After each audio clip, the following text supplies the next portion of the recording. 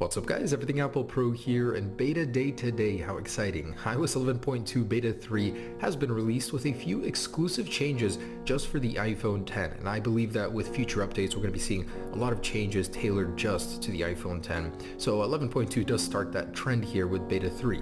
Now before updating, I actually didn't have a reference point because I was going from 11.1.1, so it didn't really tell me how big the update was, but after it was, it did save me, I believe, about a little over 1 gigabyte, so nice little update there. If you guys will be updating from 11.1.1 eventually, it'll save a little bit of storage. So for the iPhone 10, the first change you will notice is on the lock screen, you now have this little bar underneath the control center area, basically telling you that the control center is available to grab up here. So nice little change, I guess. I would have much preferred a better control center position on the bottom or something to do with the bar, but I guess that's a nice little update. So before you just didn't have that bar on the lock screen, and now you do. So next up, actually jumping into that control center, and if we go into the platter for the toggles over here, when you click on Wi-Fi now, you're going to be getting this notice here. So basically it'll tell you how the Wi-Fi system works. It doesn't actually deactivate the Wi-Fi, it just temporarily disables it and disconnects you from your current Wi-Fi,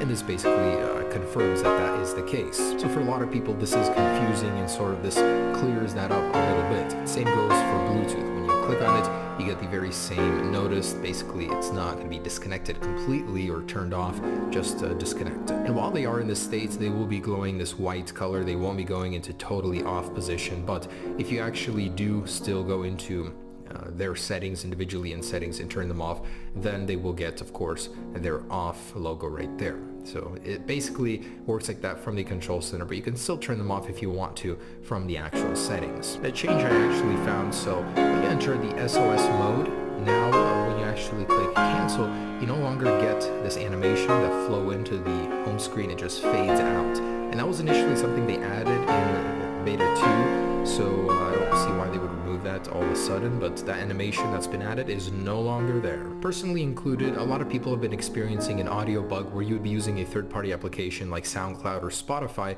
and then you'd get a notification, a phone call, and that music would stop and it would start playing from your actual library over here. So it'd be annoying. You'd have to reset the app in order for it to play again. So that's been fixed, the audio bug, in this latest beta. No word on whether or not the notification delay has been fixed here. Most likely it has, but unknown yet. The iBug though has been fixed in beta 3 here, so that was added to 11.1.1, and now this newest beta has been fixed in there as well. And from the last beta 2, some features that I missed, I wanted to cover them in this video. So first off, Apple Pay Cash has been activated, and you can use that now within the Apple Pay app. You're gonna get this new card. It actually looks really cool. It's got this holographic effect when you move your phone. So that's pretty cool, neat little touch there. Also within messages, when you actually get a request for a dollar amount, you will see this little reference for Apple Pay right where you get these suggestions for emojis. So that is pretty handy right there. Also within somebody's contact card that also has iMessage and Apple Pay set up, you will see a little new button for Apple Pay right there for convenient sending of money. Really cool to finally get that. Can't wait till it's publicly activated because not many of my friends are actually running the beta firmware. And I'm certainly not sure about this, but the cold weather bug may or may not have been fixed in this new beta where your screen would become unresponsive in colder weather. So if you guys were experiencing that and aren't anymore, let me know down below in the description whether or not that's changed. Otherwise, that's pretty much it for this new beta. Those are the features I'm sure we'll be seeing more and more in the future. Something that somebody pointed out in the wallpaper preview, the time is not consistent. So it'll actually say your real time on the second wallpaper screen.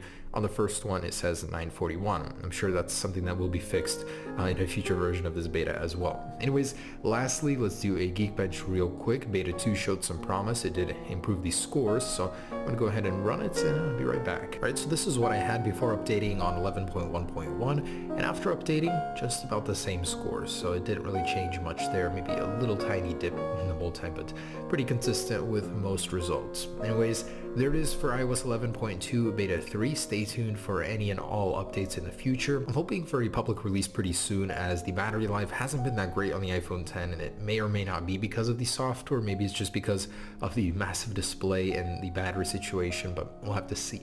Stay tuned for more updates, guys. Peace.